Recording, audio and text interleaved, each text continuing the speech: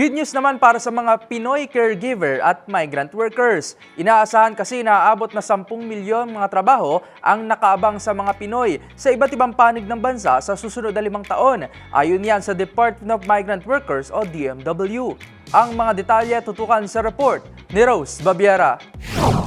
10 milyong trabaho para sa mga caregivers na Filipino at migrant workers ang inaasahang magbubukas sa iba't ibang bahagi ng mundo sa susunod na 5 taon.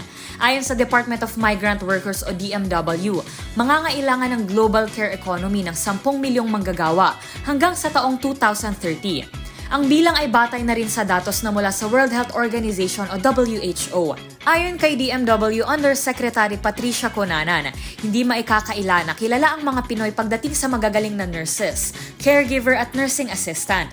Dagdag pa ng kagawaran, nais nila na paghusayan pa ang caring culture sa bansa na natural nang meron sa mga Pilipino. Samantala, inanunsyo naman ng DMW na 4,000 trabaho sa ibang bansa ang kanilang inalok para sa mga kababaihan sa isinagawang job fair sa Robinson's Galleria noong Biyernes lamang March 21 bilang bahagi ng National Women's Month.